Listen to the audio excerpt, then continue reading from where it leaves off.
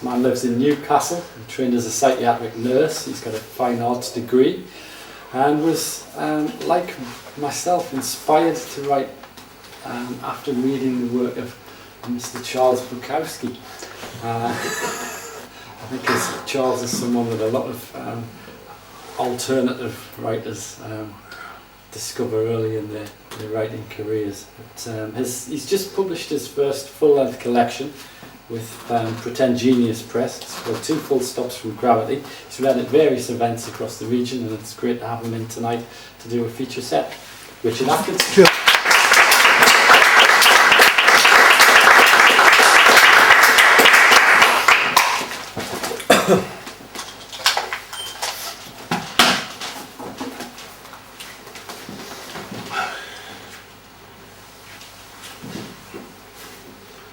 I'll start off with a light one. It's called Sleep. I think sleep is a pretend run and practice on death to get you used to it before it happens for real.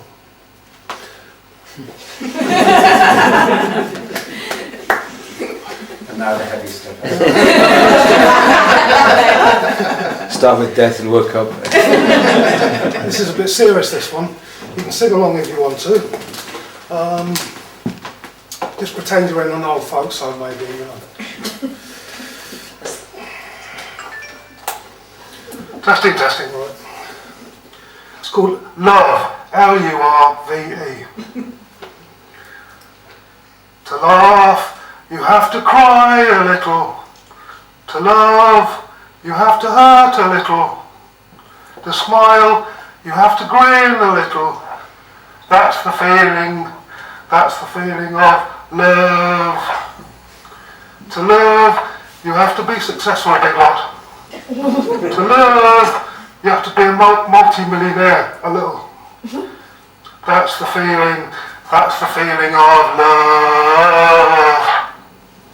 To love, you have to be not old and grey, a bit too fat, and a bit of a lonely, a little. That's the beauty of love.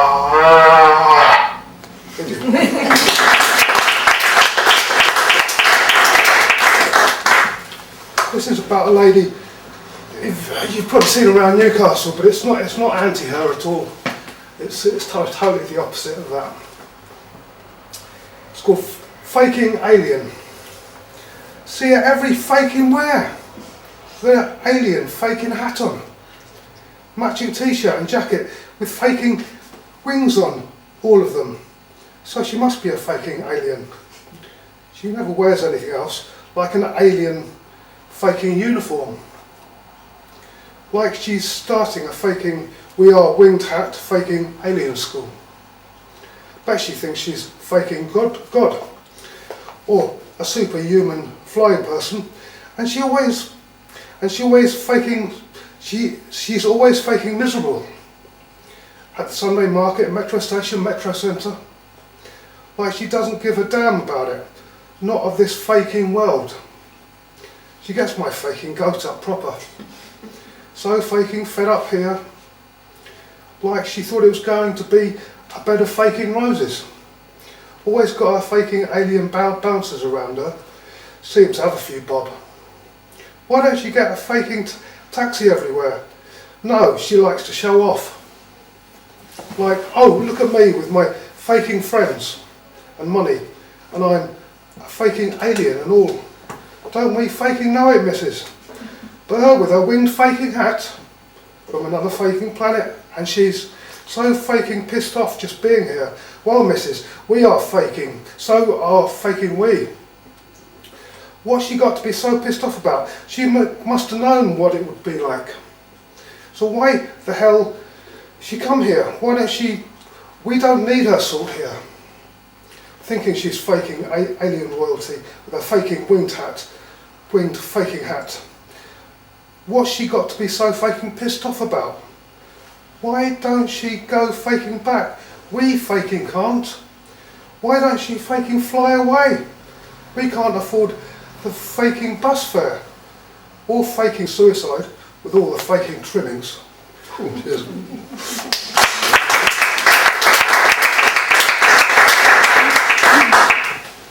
This is about my old man.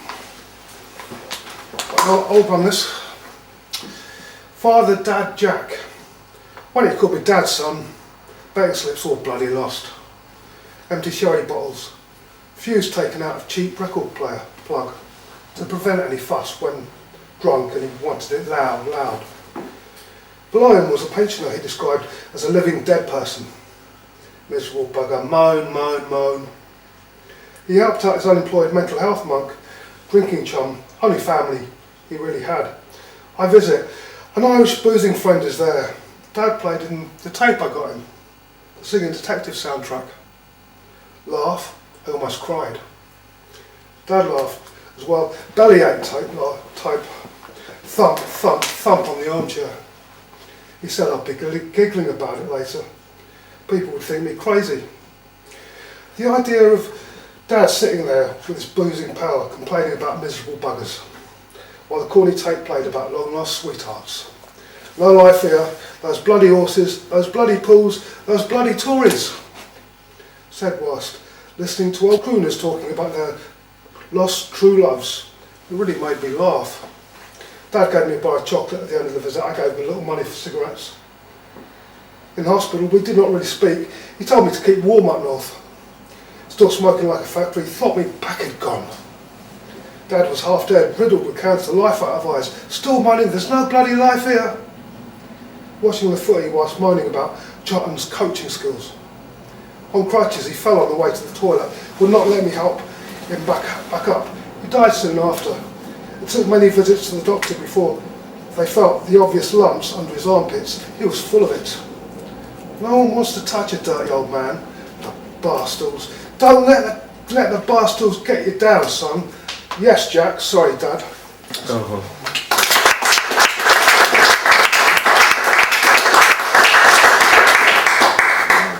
This is about my brother who died in 2000. Sort of favourite brother. Called Escaping Out. All we are left with is a husk, some dead meat, something to be finally put away at 50. No matter he made people love a little, brought them together to get a little drunk and high, smile and laugh. So does it hurt.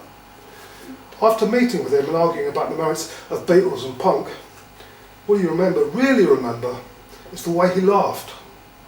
He'd sit on his hands and rock back and forth and rub his beard, as though he was trying to keep his laughter inside, stop it from escaping out, while banging his hand on the table, counting the human heartbeats to his laughter. Maybe he was even trying to pass it on. Maybe that is really what he was trying to do. Not trying to do, but managing to do. Very well, thank you very much. I miss him, a one-off. He never got drunk, no matter how much he drank. His elderly ex-priest teacher wrote to my mother that God will be very pleased with his new friend. Cheers.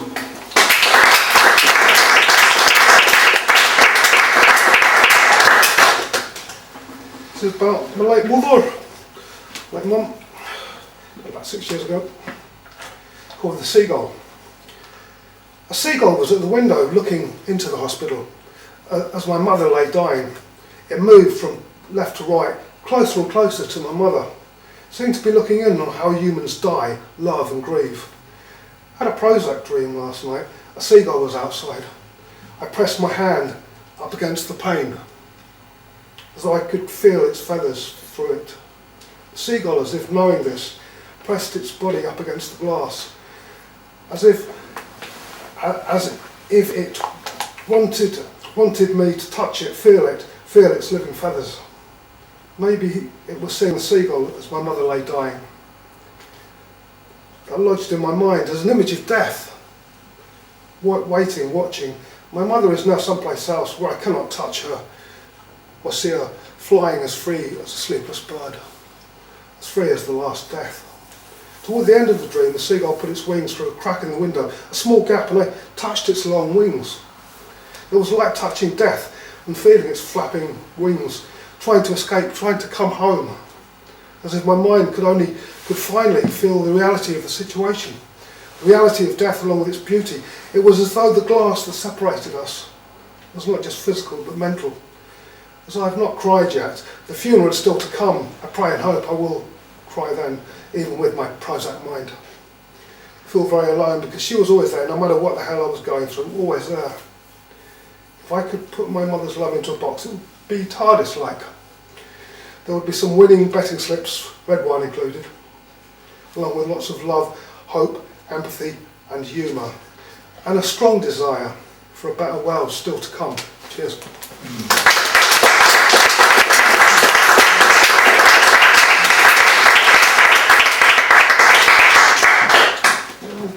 It's about an old love back in the early 80s. It was very trendy. Young people would wear black lacy gloves. They're kind of the first goths, I think, before goth was invented. But she would wear them. This is called black lace. We sat opposite each other. Do you believe in God, she says.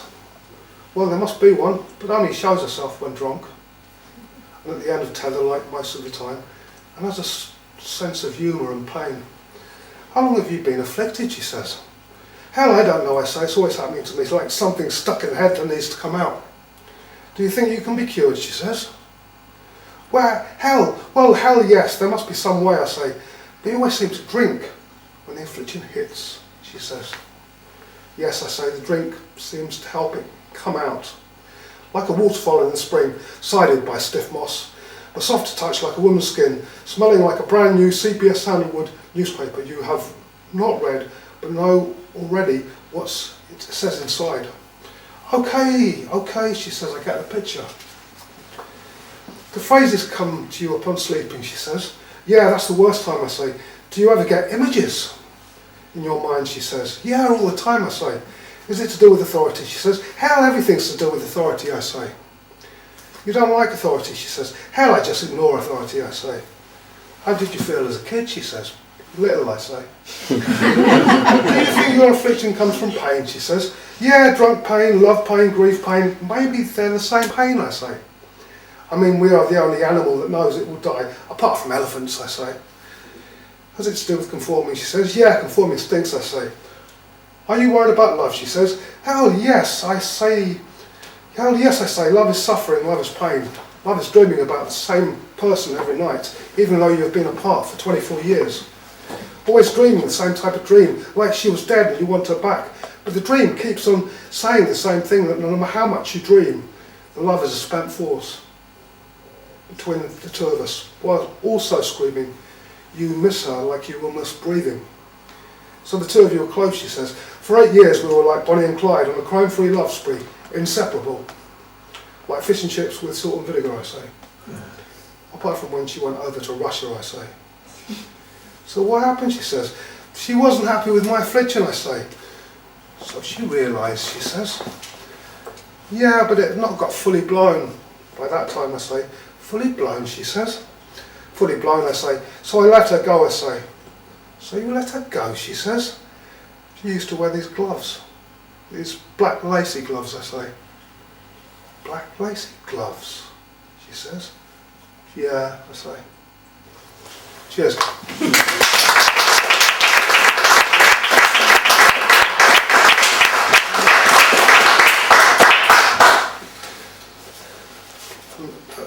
Do one more. I can find it.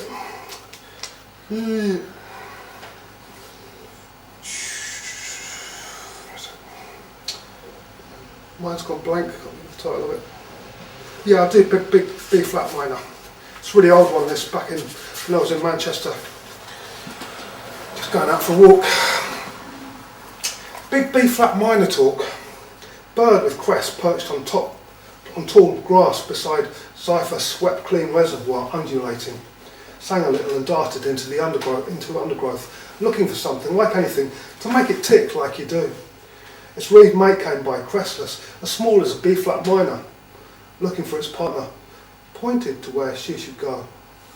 B flat minor didn't take a jot of notice, looking at me like I was insane. Must have understood humans only want to destroy things of beauty, hardly ever see, wanting only to attain things like we own them. God and everything, even B flat minor, as though we never hit the exit sign, lit up in smoky neon red. We were born to enter, mostly half alive, dead. Had a chat with B flat, squeezing lips together, so they quivered, vibrated, replying to her twitterings. Every time she made two, I made two, and so on. We seemed to get along fine, even though I could not sing as well as she could. Tiptoed on top of strong silent-type grass, shivering its nakedness in the state breeze. Most intelligent conversation I ever had or will have. B flat knew just about everything there was to know. Secrets we had forgotten.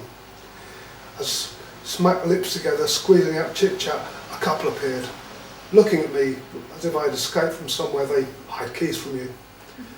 B flat pretended she didn't know me. The creep disappeared without so much as a thank you. To find a partner, and I had no one to talk to again. But the Zyphus breath felt fine and good, and I had some left, even inside the inside. Cheers.